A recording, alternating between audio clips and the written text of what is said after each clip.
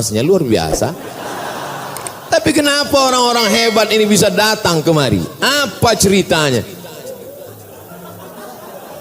Saya di mana-mana ceramah itu tidak. Saya selalu apa yang ada di mulut saya sih.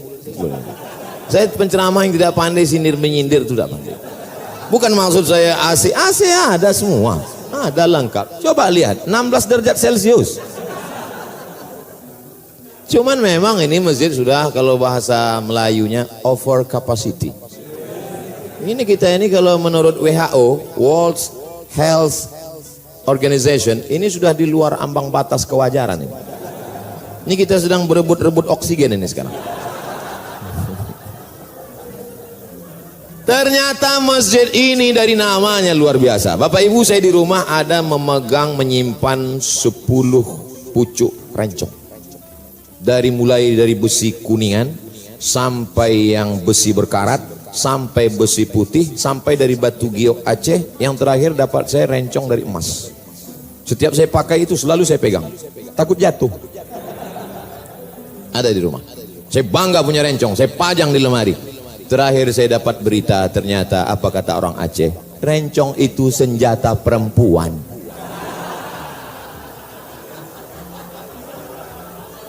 Loh, kenapa rencong senjata perempuan?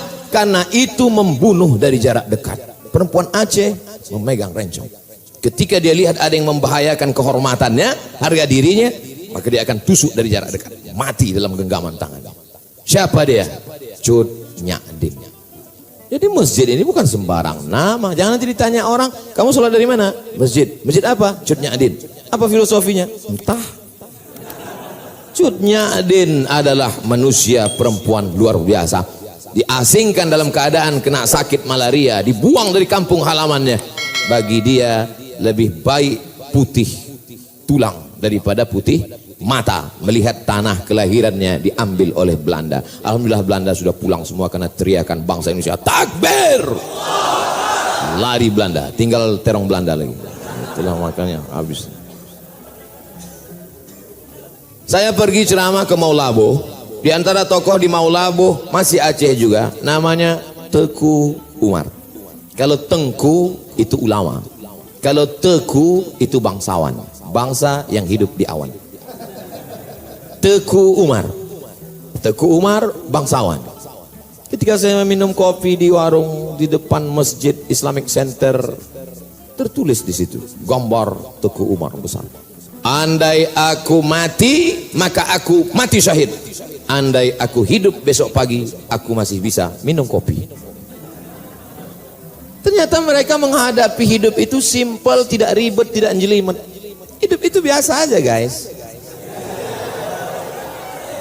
Jangan terlalu hidup ini dibuat payah. Andai aku mati malam ini, mati syahid. Andai hidup besok pagi, masih bisa minum kopi. Hidup sudah pahit, jangan minum kopi pahit. Tapi jangan ditulis di baju kaos. Ini banyak anak muda dapat ide langsung tulis, hidup sudah pahit, jangan minum kopi pahit. Dipakai sholat berjamaah. Bahaya, teman di belakang yang senyum. Makanya kalau ke masjid jangan pakai baju yang bertulis tulisan, polos aja seperti baju saya, baju Pak Anies. Kami tidak pernah bersepakat untuk satu warna. Beliau pakai baju biru, saya pakai sal biru. Memang ternyata orang kalau sehati itu memang. Saudara yang dimuliakan Allah Subhanahu wa taala, apa kelebihan masjid ini? Namanya punya kelebihan, perjuangannya. Maka setiap orang yang sholat di sini mengambil prinsip perjuangan itu. Sedang perempuan saja tidak mau menyerah kepada Belanda, apalagi laki-laki. Kamu laki-laki apa perempuan? Gitu kalau jawab. Sekarang banyak juga laki-laki ini ketika ditanya, kau laki-laki apa perempuan? Eka sebenarnya perempuan, terjebak di tubuh laki-laki. Kalau ada yang model-model begini, serahkan ke Pak Komjen Pol, serahkan ke Pak Polisi supaya dilatih dia gerak jalan. Memang awal-awalnya biar dilatih dia karate, biar bangkit semangat jantannya lagi. Suruh dia lari, mungkin larinya, tapi kalau udah diikatkan di situ daging, suruh kejar anjing herder.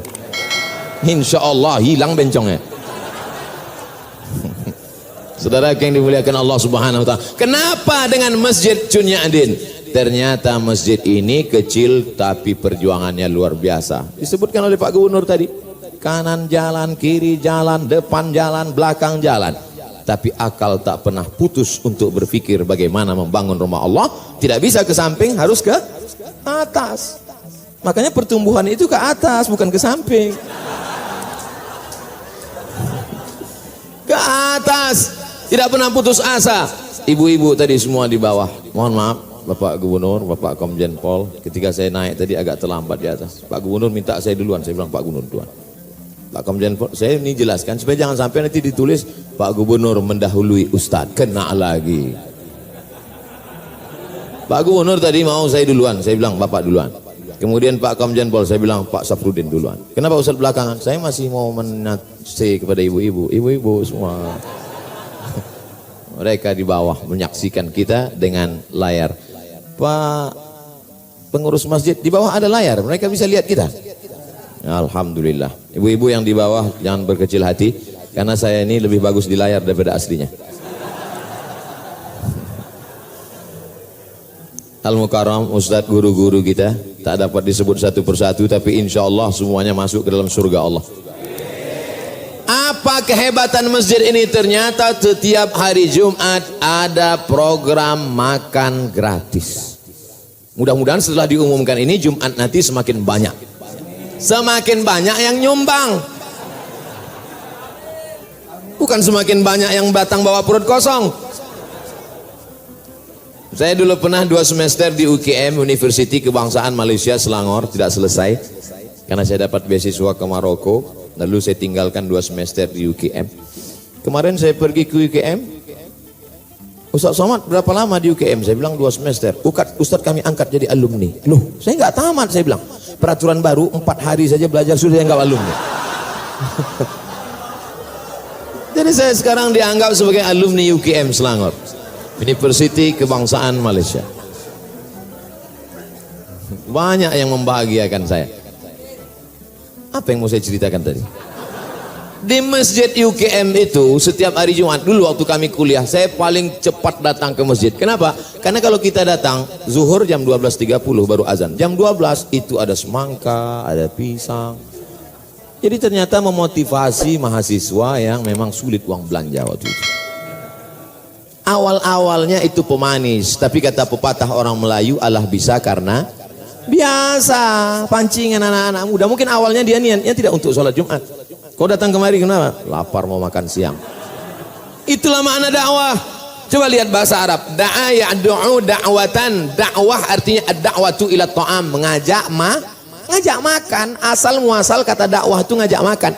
Makanya dulu para habaib di Jakarta ini, Al-Haddad, As-Sagaf, bin Syihab, Barakbah, mereka itu kenapa majelis maulidnya ramai? Karena ada makan, motong kambing sampai 10-20 ekor. Itu awalnya dulu. Kiai-kiai di Jawa itu tanam padi luas, maka kalau santri-santri datang dikasih makan. Ini belum jelas nih, habisnya ada makan apa enggak?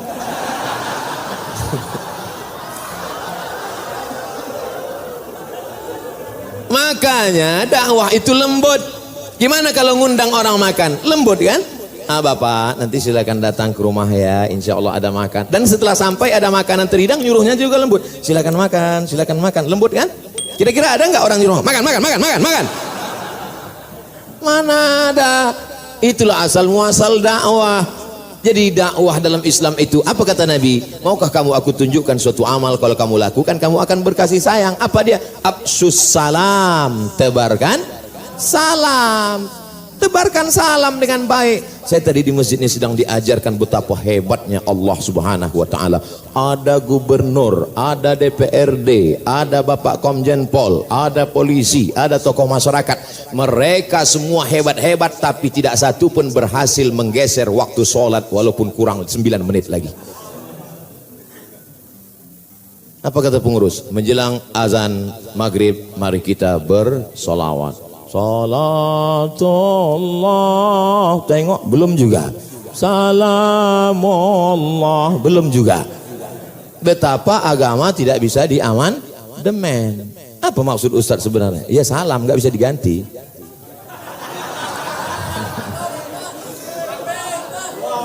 Kadang orang sulit nangkap isi ceramah saya. Memang gitu kalau orang cerdas ngomong, payah memang ditangkap.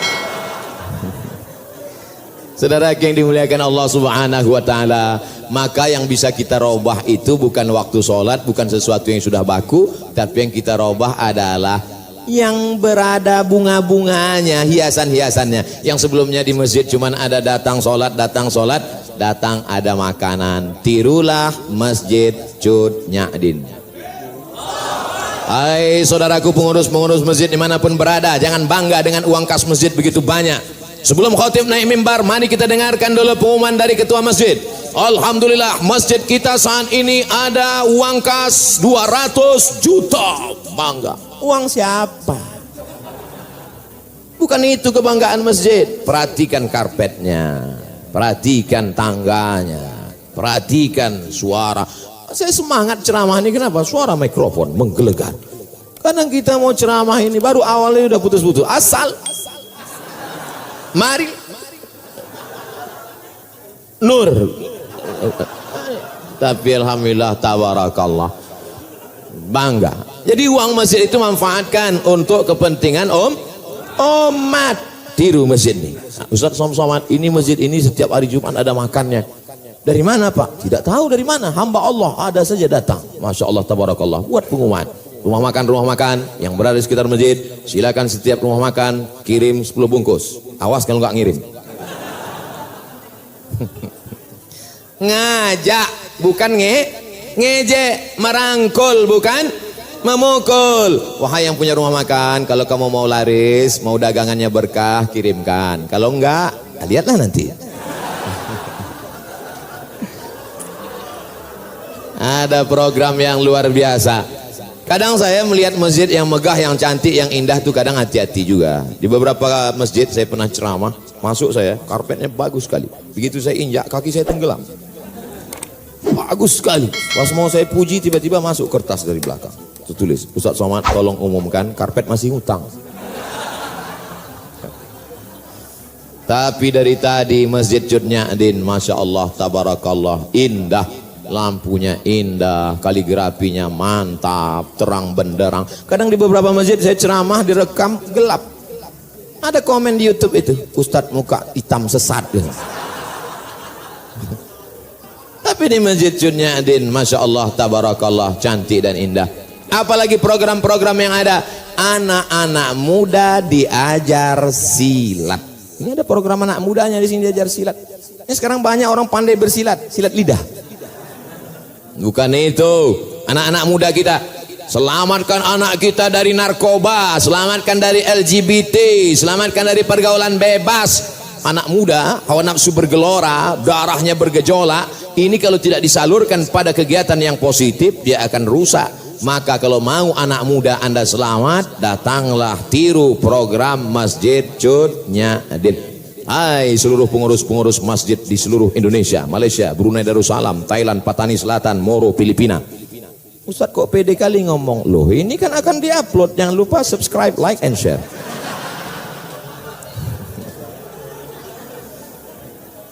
Mereka yang bingung gimana masjidnya.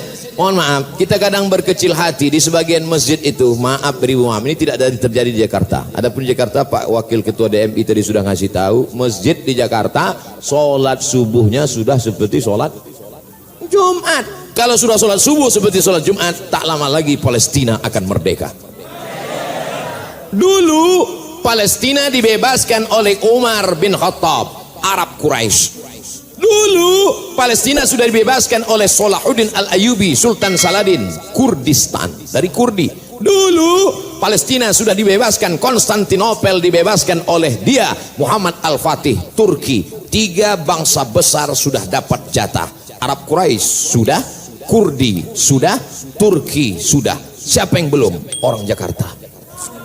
Yang akan membebaskan Palestina, pemuda-pemuda yang istiqomah, biker subuhan.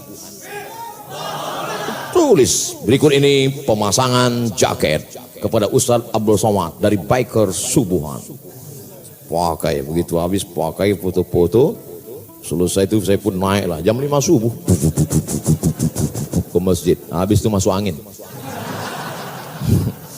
Selesai dari masjid langsung ketuanya datang. Mohon maaf Pak Ustadz, ya itu tolong jaketnya dibuka lagi. Rupanya untuk foto aja. Enggak apa-apa, tapi kita tetap bangga. Kenapa? Yang ke masjid adalah anak-anakmu. Udah, itu di Jakarta, di tempat lain menyedihkan. Yang ke masjid nih yang udah ya diintai-intai malaikat maut. Yang udah ingat mati. Masjid kita Masya Allah tabarakallah tuh anak-anak muda berdiri. Anak muda. Gimana anak muda ini bisa berdiri, nggak dapat tempat? Masjid aja nggak bisa masuk, apalagi di sorga.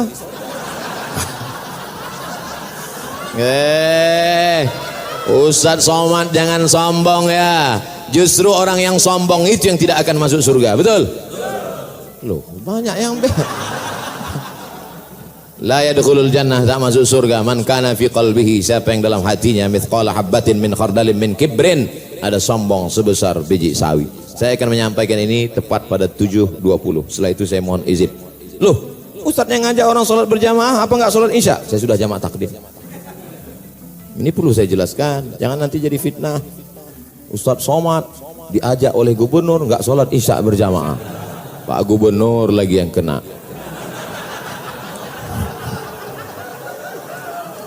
Saya mohon maaf Pak Gubernur, saya nggak bisa membela di sosmed karena saya pun babak belur juga. Tapi insya Allah kalau kita tidak ada dendam, tidak ada marah, semuanya enjoy, semua kritikan itu kita anggap sebagai cara orang untuk menunjukkan bahwa kita rendah di hadapan Allah Subhanahu wa Ta'ala. Saya kemana-mana, kalau di Jakarta salaman, cium tangan. Orang Jakarta kalau di Sumatera cium sekali. Jakarta kalau di Riau, di tempat saya di Medan cium sekali. Jakarta cium auto reverse, tuk tuk tuk tuk tuk. Baju dicari, luar biasa sambutan orang Jakarta. Disambut, diberi kursi, ceramah, letak tinggi. Di sini aja saya ceramah berdiri. Luar biasa. Itu kalau tidak dibully orang, kalau tidak diijek orang, itu lama-lama muncul ujub kita, muncul takbur kita. Dipanggil Al-Mukarram, Al-Ustadz, Sahibul Fadilah, Profesor, Doktor, Abdul Somad, LCMA. Lobang hidung hampir sebesar terowongan Mina. Tapi begitu kita dibully, diejek orang, baru sadar. Di situ dia panggil aja, Somad, Tomat, kurus kering krempeng gitu dia. Dulu awal-awalnya saya termasuk orang emosi juga. Begitu dia bully sekali, saya lapor ke Polda. Lapor Polda panggil, saya datang 2 kali, saya datang ke kejaksaan. Sudah saya duduk, mana dia Pak yang bully saya kemarin? Mencret. Sejak itu saya nggak mau lapor lagi. Ternyata yang di internet bully itu pengecut-pengecut semua. Pernah jumpa saya di parkiran mobil. Saya kalau di Riau nggak pernah pakai pengawal, nggak ada pakai, saya nyetir sendiri. Ketemu saya itu yang ngejek, saya kejar, pantang-panting lari. Oleh sebab itu maka Allah membela. Saya tidak pernah menyusun skenario harus begitu, harus ini, enggak. Saya belajar aja. Belajar saya kesudahan, habis itu nulis disertasi. Sidang saya 24 Desember diumumkan oleh Profesor Dr. Umar Al-Ma'ruf Ali dengan ini. Setelah menyidangkan disertasi setebal 637 halaman, maka anak Indonesia ini melayak dapat gelar PhD, Doctor of Philosophy dengan gelar Doctor of Philosophy Mumtaz Cum Laude gitu. Selesai bulan Desember. Bulan Januarinya terbang saya ke Brunei Darussalam, diumumkan oleh Rektor Unnisa dengan ini melantik Profesor Dr. Abdul Somad LCMA sebagai visiting professor pada Faculty of Usuluddin University Islam Sultan Syarif Ali Brunei Darussalam. Selesai, habis, itu aja kok repot. Oleh sebab itu saudaraku yang dimuliakan Allah SWT, jangan pernah berharap kepada manusia, jangan pernah bersandar kepada manusia, bersandarlah kepada Allah. Apa pernah saya membalas caci maki sumpah serapah di YouTube, di Instagram? Ada?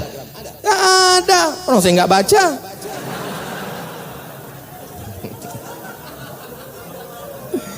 Saudara yang dimuliakan Allah SWT, apa gunanya ucapan kita iyyaka na'budu wa iyyaka nasta'in? Mungkin begitu cara Allah ingin menghapuskan dosa kita, mungkin begitu cara Allah ingin mengangkat derajat kita. Bayangkan kita tidak pernah memikirkan dia sekalipun, tapi dia memikirkan kita 24 jam. Siang malam dia berpikir gimana cara membuli, gimana cara membuli. Sementara kita nggak pernah mikirkan dia walau sedetik pun. Kasihan deh lu. Loh kok jadi curhat jadinya. Saudara yang dimuliakan Allah.